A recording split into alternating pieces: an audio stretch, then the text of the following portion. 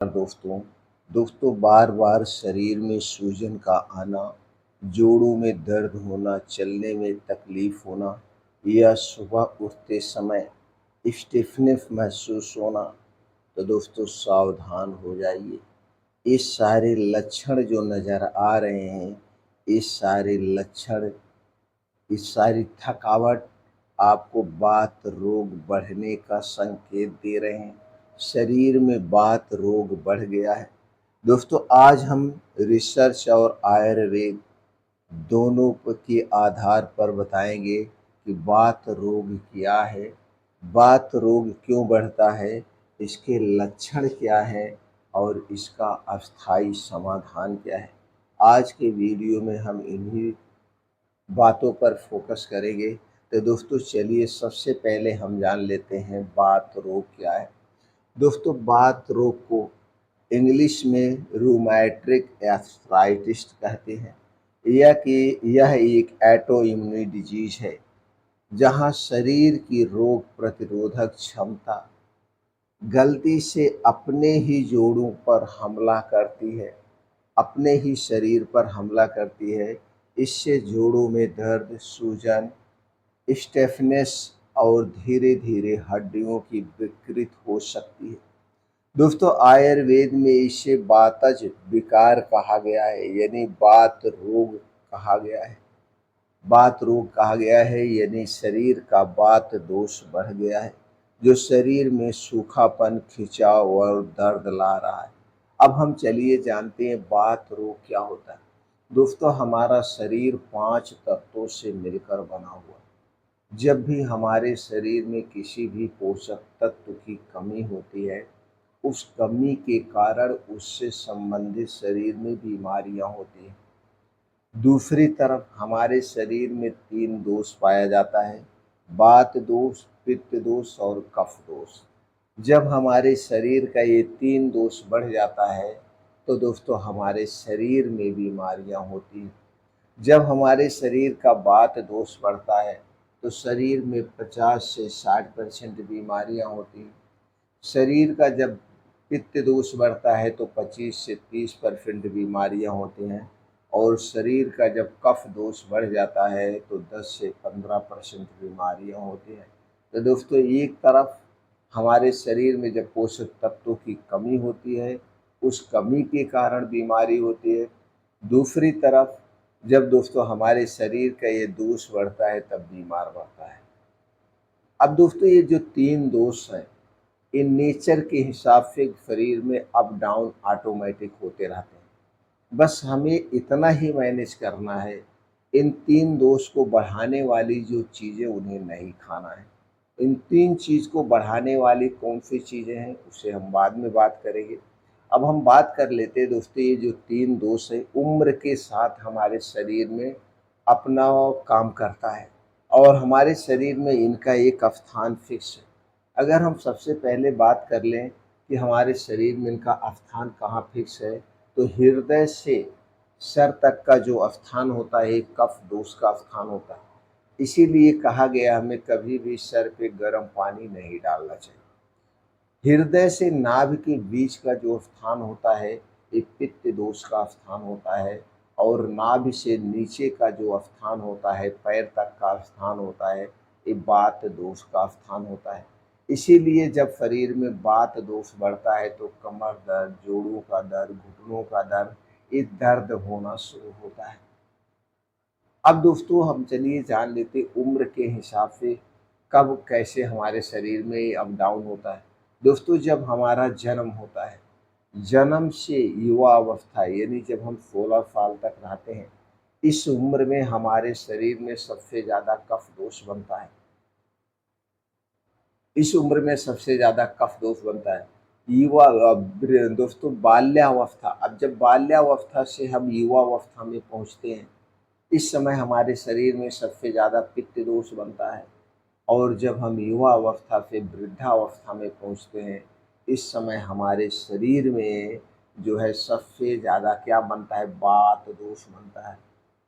वात दोष बनता है यानी कि जब हम 60 साल के ऊपर जाते हैं तो हमारे शरीर में वात दोष बढ़ता है, तब वही जोड़ों में दर्द, गठिया, बाई, बतास होने लगता है, उस समय हमें सावधानी बरतने की ज़्यादा ज़रूरत है। अब चलिए हम दोस्तों जानते हैं वात दोष बढ़ता क्यों है। वात दोष को बढ़ाने वाली कौन सी चीज़ें हैं, जैसे हमने कहा था दोस्तों, जब हमारा पाचन तंत्र कमज़ोर हो जाता है उस समय वात दोष बढ़ता है, क्योंकि शरीर जो कुछ हम खाते पीते हैं वो सही ढंग से डाइजेस्ट नहीं हो पाता है। तो हमें क्या करना है, खाने पीने पे विशेष ध्यान देना है। खराब खान पान, अगर हम दोस्तों अपने खाने में तली भुनी चीज़ों का बहुत ज़्यादा मात्रा में प्रयोग करेंगे, सही समय पे नहीं खाएंगे पिएंगे तो भी वात दोष बढ़ेगा। इसके अलावा देर रात तक जागना, नींद की कमी भी वात रोग का कारण है। मौसम का असर, इसीलिए कहा गया हमारे शरीर में तीन दोष जो पाया जाता है वो नेचर के हिसाब से घटता बढ़ता है। तो जिस मौसम में जो चीज़ें पाई जाती हैं हमें उन्हीं मौसम में उन्हीं चीज़ों का सेवन करना चाहिए। इसके अलावा दोस्तों आम ऑटो इम्यून डिजीज यानी कि ये भी एक कारण है, स्ट्रेस भी एक कारण है, जिससे हमारे शरीर की रोग प्रतिरोधक क्षमता कमज़ोर हो जाती है। अब हमें सावधानी क्या बरतना है, परहेज सावधानी के तौर पे भी दोस्तों हम घर से बाहर की बनी हुई जितनी चीज़ें उन्हें खाने से हमें बचना चाहिए। तली भुनी चीज़ें खाने से बचना चाहिए, ठंडा पेय पदार्थ लेने से बचना चाहिए। चीनी, मैदा, रिफाइन किए गए तेल से हमें दूर रहना चाहिए और इन 3 चीज़ों में जो भी चीज़ें बनी उन्हें खाने से बचना चाहिए। धूम्रपान, अल्कोहल का सेवन नहीं करना चाहिए। हमारे खाने में सबसे ज़्यादा क्या होना चाहिए? सबसे ज़्यादा हरी साग-सब्जियाँ, ताज़े मौसमी फल होने चाहिए, बीन्स को रात में भिगो के लेना चाहिए, ड्राई फ्रूट रात में भिगो के लेना चाहिए। हो सके तो इस उम्र में यानी जब वात दोष बढ़ा हो तो डेयरी प्रोडक्ट को अवॉइड करिए। डेयरी प्रोडक्ट आप पचा नहीं पाएँगे तो वात दोष और बढ़ेगा। दूध, दही, मट्ठा से परहेज़ करना चाहिए। समाधान क्या है? तो दोस्तों समाधान ये है कि अगर आप रोज़ सुबह चाय, कॉफ़ी पीते तो उसे आप छोड़ दीजिए। उसके स्थान पर अदरक पानी ले लीजिए। कभी अदरक पानी लीजिए, कभी मेथी पानी लीजिए। तो दोनों पानी बनाना बहुत ही आसान है। अगर आपको गैस, कब्ज़, एसिडिटी बन रही है तो उसमें भी राहत दिलाएगा और वात दोष को दूर करने में मदद करेगा। अदरक और मेथी में दोस्तों एंटी इन्फ्लेमेटरी गुण पाया जाता है, जो शरीर में दर्द, सूजन को कम करता है, पाचन तंत्र को स्ट्रॉन्ग बनाता है। तो दोस्तों इसका पानी लेना चाहिए। इसके अलावा अपने खाने में 2 से 3 कलियाँ लहसुन को ज़रूर लीजिए। लहसुन में भी दोस्तों एंटी इन्फ्लेमेटरी गुण पाया जाता है और लहसुन पाचन तंत्र के लिए बहुत ही फायदेमंद है। शरीर में कैल्शियम की पूर्ति के लिए, विटामिन्स की पूर्ति के लिए हमें सफ़ेद तिल, अलसी का बीज, चना, कद्दू का बीज और अखरोट को रात में भिगो के सुबह खाली पेट लेना चाहिए। हल्दी वाला दूध भी बड़ा फ़ायदेमंद है, जिसे गोल्डन मिल्क कहते हैं। हल्दी में एंटी इन्फ्लेमेटरी गुण पाया जाता है, जो शरीर में दर्द, सूजन को कम करता है। वात दोष को दूर करने के लिए चूना और कोई एक रस, चाहे वो गन्ने का रस है, चाहे वो अनार का रस है, चाहे फलों का रस है, कोई भी फलों का रस हो, उसमें 1 ग्राम चूना, 1 ग्राम की बात करें तो 1 गेहूँ के बराबर चूना डाल करके उस रस को पीने से भी दोस्तों वात रोग दूर होता है। इस चूना में कैल्शियम भरपूर मात्रा में पाया जाता है, वात रोग के लिए बहुत फायदेमंद है। बस इतना ध्यान देना है, जिसको कभी पथरी की शिकायत हुई है या पथरी की शिकायत है उन्हें चूने का प्रयोग नहीं करना है, बाकी चूना सबके लिए फायदेमंद है। इसके अलावा अश्वगंधा और शिलाजीत, अश्वगंधा और शिलाजीत बहुत ही फायदेमंद है, क्योंकि अश्वगंधा हमारे नर्वस सिस्टम को स्ट्रॉन्ग बनाता है, स्ट्रेस को दूर करता है, नसों की कमजोरी को दूर करता है और शिलाजीत में दोस्तों 85 तरह के मिनरल पाए जाते हैं। इन दोनों का इन दोनों को रात में दोस्तों आप ले सकते हैं। अगर हम योग की बात करें तो कुछ योगासन है जो कि वात रोग के लिए फायदेमंद है, जैसे वज्रासन।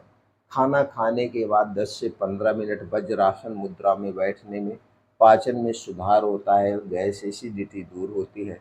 इसके अलावा त्रिकोणासन, त्रिकोणासन करने से जोड़ों में लचीलापन आता है और दर्द से आराम मिलता है।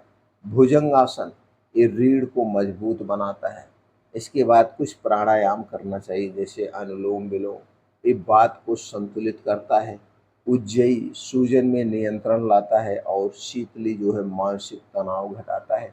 मेडिटेशन करने से हमारे अंदर की नेगेटिविटी खत्म होती है, पॉजिटिविटी आती है। तो दोस्तों ये सब चीज़ें करके आप अपने आप को स्वस्थ और निरोग रख सकते हैं। वात दोष में दोस्तों ये कुछ चीज़ें हैं जिन्हें बिल्कुल ना लें। दही, छोले, राजमा, बैगन, ठंडा पानी, बासी भोजन, चीनी, मैदा, रिफाइन और देर रात तक जागना, ये सब चीज़ें करने से आपको बचना होगा।